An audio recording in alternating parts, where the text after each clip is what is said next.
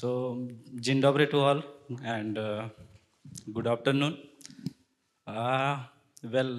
This is the last session of this specific academic talk, and last but not least, and I would like to begin this conversation with the famous quote mentioned by a British chemist, Rosalind Franklin, who said that our life and science are not separated. I mean, specific to word by word, science and our everyday life should not be and cannot be separated. So that's why we are here together, and not from different world, although from different countries.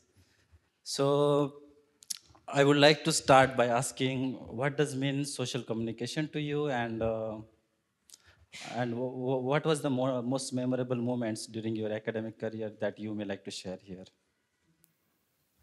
Hello, Nilesh. Hello, everyone. I'm happy to be here and I'm happy to see all of you here.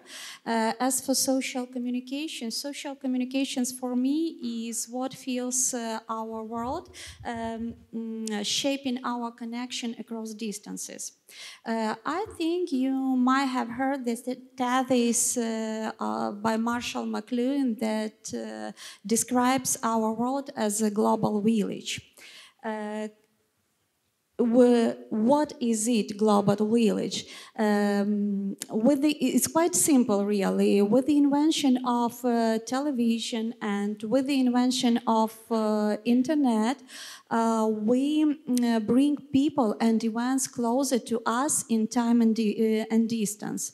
And consequently, we can feel, or we may feel like we know such public persons, for example, Joe Biden, Robert Lewandowski, Andrzej Duda, and we feel like we know them personally. But the reality is that fortunately or unfortunately, they know nothing about us. Have you ever think over the issue why journalists gain the name of the fourth branch of authority? It's also simple because journalists have the power to influence public opinion. You might have noted that in modern society, wars are fought not on the physical battlefield, but also in mental field of public opinion. Media are just channels for transmitting information, and politicians and big business can use these channels to influence public opinion, shaping our behavior, shaping our decision making, and so on. Is it possible to protect from ourselves from this manipulation? Yes, it's possible. Media literacy, media hygiene, media culture, all of them play a vital role in navigation the landscape of social communication. About the memorable moments, it's very difficult to find out the only one. But at the beginning of my career, I didn't saw myself in social communication. My first profession is teaching. I'm a teacher of higher educational school at my first profession. The second was the profession of journalism, of journalist. So it's quite closer to me to be at the back front of this camera, not at the back side of this camera, not in the front side of this camera. One day I just got the offer to make my PhD in social communications. It was very challenging for me, but I just agreed. I couldn't even imagine how it's interesting to study social communication processes and how interesting is to see to notice, to analyze people's reaction on different way of presentation of the same information. How media create the new media reality for audience, just selecting the facts, the events for us. The good example of this media reality is the meme. I think you know them. It sounds like if you traveled, but didn't post even a single photo in Facebook, Instagram, or TikTok, so consider you didn't travel at all. And Nilesh, I would like to ask you about your career, your journey around your scientific career, and about the motivation, your motivation in chemistry, because it's very difficult for me to understand what is this. Uh, well, first of all, I have never thought that I could develop my career in the applied and core subject of chemistry. And looking back, I was born in a very small village town, which is located in the northeastern part of Maharashtra state of India. And while moving further for high schooling and college level education, uh, well, the journey was not so easy to express here in words, but let me try this. And I remember while having high schooling education, we used to walk from one town to another town, and almost a 4 kilometer everyday walk we used to do. And with time, it was possible to make it with bicycling. And for higher college level education, we used to do some bicycling, and I used to do almost 30-kilometer bicycling every day. Okay, so I mean, why I am telling this, because uh, me and my family, we couldn't afford the transport cost, and even the number of buses was not that much frequent. We need to wait almost 1 hour, 2 hour. Okay, so with this, besides, I mean, in Polish, do you know Lampanoptava? Do we do? Yes, of course, it's something like kerosene lamp, yeah? Yeah, yeah, exactly. It is kerosene lamp. So I mean, I have completed my high schooling to graduation level study under the Lampanoptava, and while growing under this hard situation, I was used to be very nervous while speaking in front of people, and even while dealing with my teacher as well. So you can imagine a very shy guy who is having very limited friends, no girlfriends. I mean, no female friends. And to be more honest with you guys, I mean, while moving further for during my high schooling and college years, we used to study for exams only, right? And we just focus on to completing the coursework, and we just wanted to work in that direction only, rather than gaining some fundamental knowledge and starting applying to somewhere kind of real life situation. So uh, of course, I mean, while gaining this knowledge, I was surrounded by many people and influenced by many friends and teachers. When I was in school, because of this growing stage, I wanted to be a teacher when I was in school. And while growing further, when I was in lecture, I mean, when I was in college, I wanted to be a lecturer because I get influenced by the people. And of course, in a university level, while pursuing my master degree, I wanted to become university professor. And you know, that time I feel that, oh, university professor is most respectful job. So indeed, while in subsequent years, my research mentors who has motivated me a lot, and I have grown my research interest into the chemistry. And so I, taking forward, I started working on developing nanomaterials for energy and environmental applications. And yeah, in this way, I have generated my interest into chemical science. And you won't be believe, from my small town, I mean, from my family, I was the first bachelor, okay? And from my town, I was the first master in chemistry. still there, till date there is no PhD in chemistry. So in this way my academic journey started. So coming to you, how did you find your motivation for pursuing PhD into social communication, and what factors contributed to it? However, what your research having impact on our social, on our society? What was the main impact you are contributing? Yeah. Okay. As I've already mentioned, social communication is what fills our world. I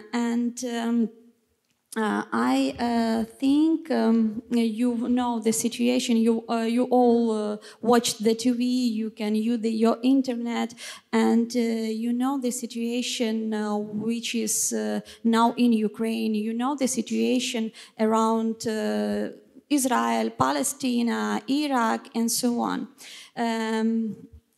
I have to say that war in your country is the biggest motivation to do something to help people to understand what is going on and how to protect themselves.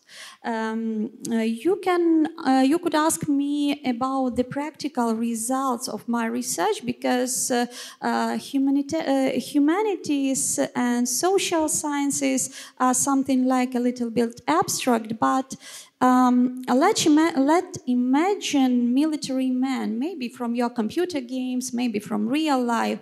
What does he need to win and stay alive? He need a good weapon and a high quality protection. So the result of my research is focused on creating the protection, the algorithm of protection from informational attacks. And coming to you, Nilesh, what sparked your interest in chemistry during your PhD studies? Well, this is also going to be long story, but I will try to keep it short.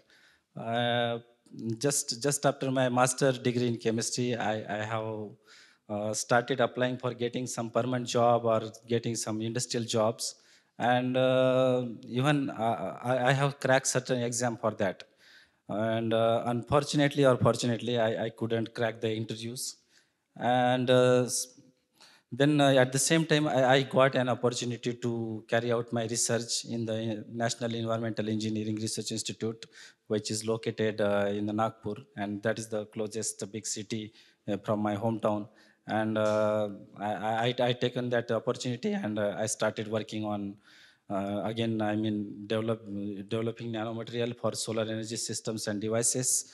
And I begin my research interest into this. And moving further, while gaining the interest into this solar energy systems and devices was not easy. It was quite challenging because as I said earlier, I mean, we usually used to do study for exams only. Okay, at that time, I mean, we never tried to understand the fundamentals to the real life application. So that was the time where I started applying those fundamentals, and I revisited to my bachelor's and to my graduation levels books.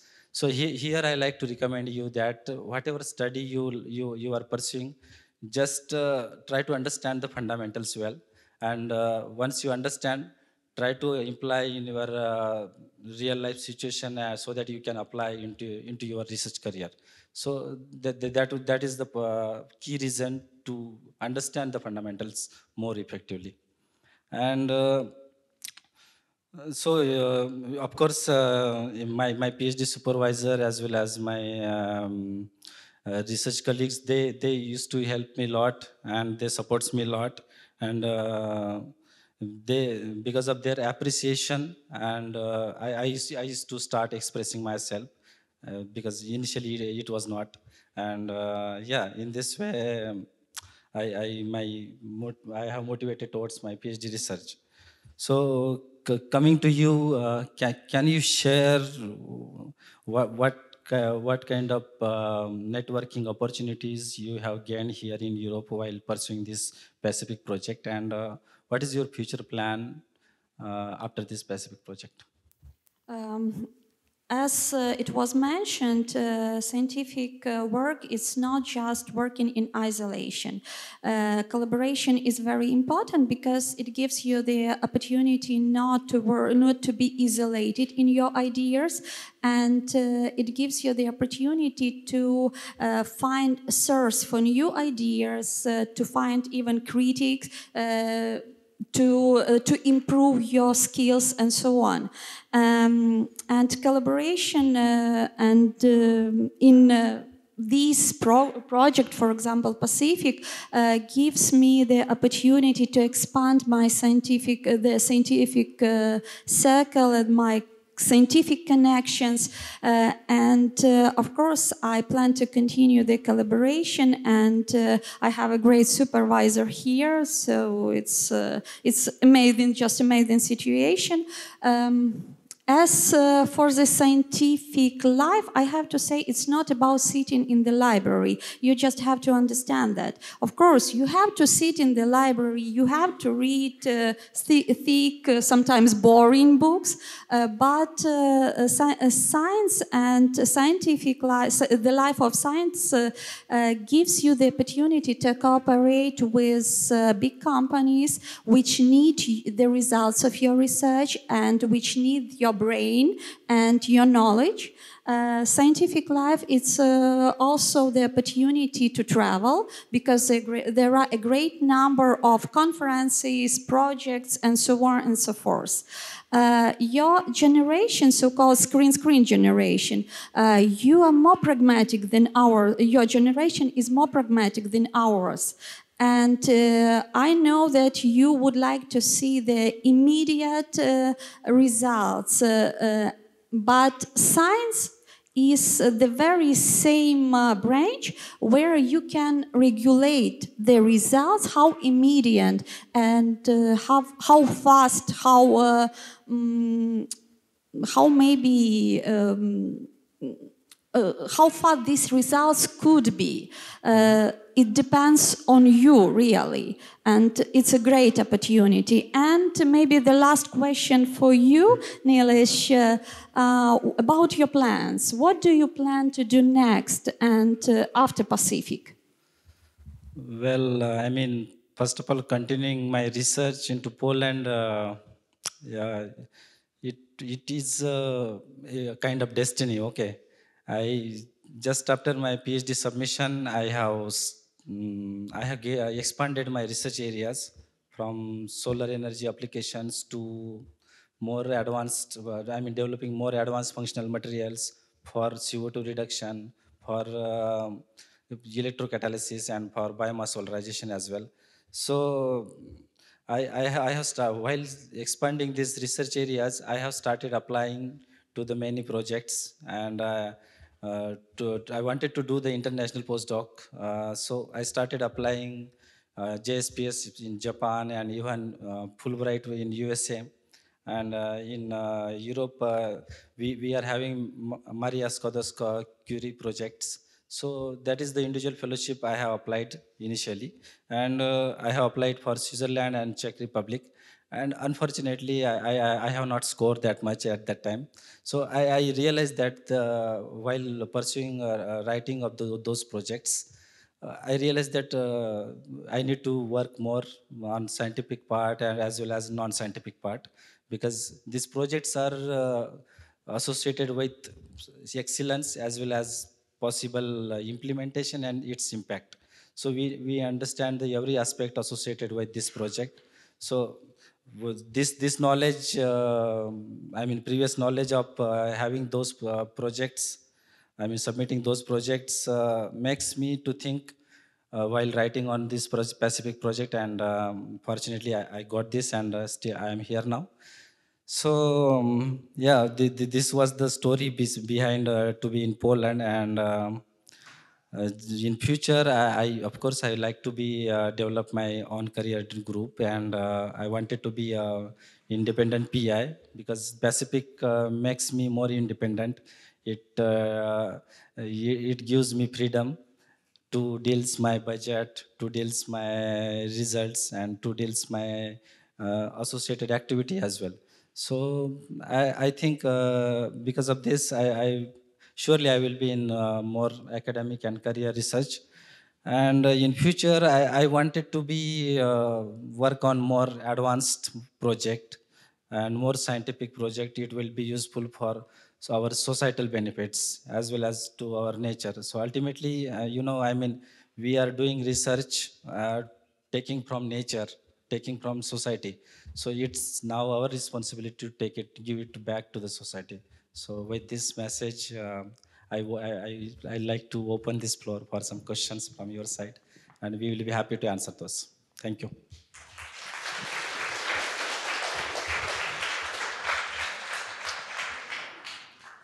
Thank you very much, Oksana and Nilesh. It was really interesting, and you could see that scientific career, in the scientific career, there is a lot of surprises and a lot of,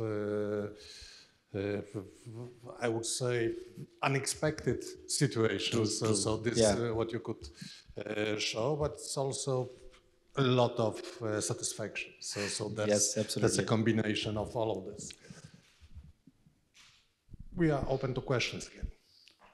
So I would like to ask, what projects like PASIFIC, what does it give you as a researcher? What kind of possibilities you have while working with such organizations? Yeah, first of all, it gives me freedom, and because of freedom, I could able to make possible networking throughout Europe, and because of associated funding, I could make possible to visit several events and several conferences within Europe. As I remember now, I am the few chemical societies member, like European Material Society member, and even European Federation of Catalysis Society member, and where we have also contributed to the Europa Cat last year. And recently, last week only, yesterday I came from Spain, and there I was. There I was looking for the future of hydrogen, renewable fuels. So how we can see towards hydrogen as a renewable fuel for the future of for the driving, for the fuel cells, for the driving EV vehicles, and many more. So I mean, it gives me a lot of opportunity to enhance my network within Europe as well as abroad. So yeah, it makes me open. I totally agree with Nilesh. Besides such projects as, for example, PASIFIC, it could be the stage to grow up. Because, for example, during the last year, I've got the proposal to become a member of Ukrainian National Agency to become for accreditation as specialty journalism, specialty at the higher educational establishments, and I became a member of international scientific organization, career, and I've got new opportunities. For example, in May, I'm going to visit Icelandia to take part in the conference. Then it will be Slovenia and so on. So it could be just a first stage to grow up. So my question to you is, like, what is the future of the printed media versus the visual media? It's a very difficult question, really. It's very discussive question, because at the era of internet and new technologies, we have the maybe we have maybe the impression that all printed media should go away and they stay only the electronic media, internet media, and so on. I think printed media will stay alive. Why? Because it's I can analyze the situation in different countries. For example, in Ukraine, printed media are not so popular. But here in Poland, we have another situation. In Czech Republic, again, another situation. In Slovak Republic, another situation. And there always be people who like to take maybe the paper to smell those letters, the printed papers, and it always be interested. And again, printed paper is something you can take with you. It's my opinion. Thank you. Okay, thanks for the comment. Yeah, and one question to Nilesh is that, so since you're working on functional materials, what is the next big thing that we can expect from your field in the, let's say, in the next decade? Is it like room temperature superconductivity or anything else? You have to comment on that. In response to the materials, there are a n number of materials are there. Okay, if you are from material science background, you guys may know that we are having metal oxide, carbon-based materials, and even different perovskites. And nowadays, perovskite solar cell is emerging a lot.